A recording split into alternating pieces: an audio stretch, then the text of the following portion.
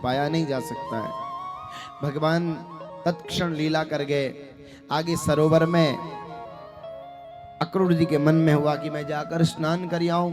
अक्रूर जी गए, सरोवर में उतरे। वहां जल के अंदर भी कन्हैया विराजमान है, एक रथ में कन्हैया विराजमान है। समझ गए ये त्रिभुवनपति भगवान है, भला इन्हें क्या हो सकता है।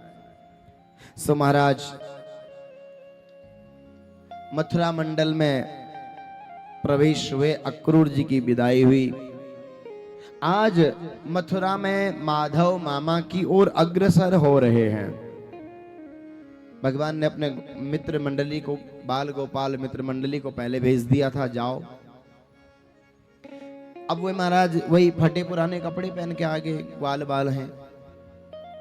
और जैसे कन्हैया पहुंचे, ए कन्हैया, अरे आपने हमको बताया क्यों नहीं? मथुरा इतना सुंदर है, राजधानी है, इतनी सुंदर है।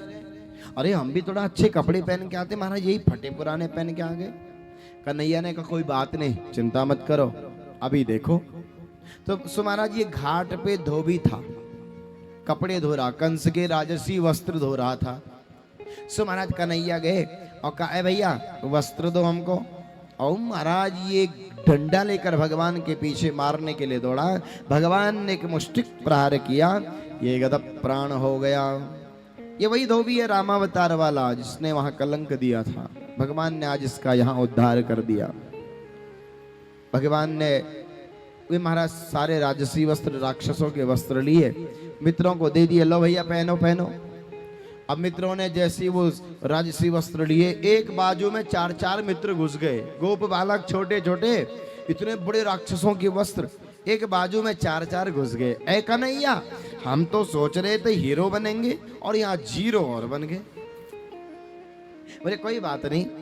सो महाराज गए, सुंदर दर्जी के पास में साइज के कपड़े सिलवा दिए।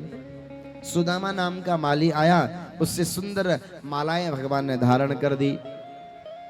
अब 3 जगह से टेढ़ी कुब्जा वो आ रही है, और आती हुई कुब्जा को भगवान ने देखा, जोर से पुकारा, दूर से पुकारा, ऐ सुंदरी। भगवान क्या कह रहे हैं? ऐ सुंदरी।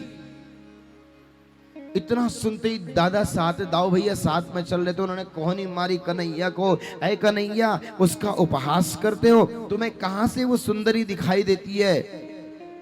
कन्हैया हंसे, बोले दादा मैं जो कर सकता हूं मैं वही कहता हूं।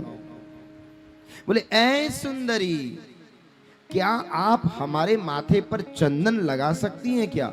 और ये कुब्जा बहुत सुंदर चंदन लगाती थी, और कंस जो है ना इसी से चंदन लगवाया करता था।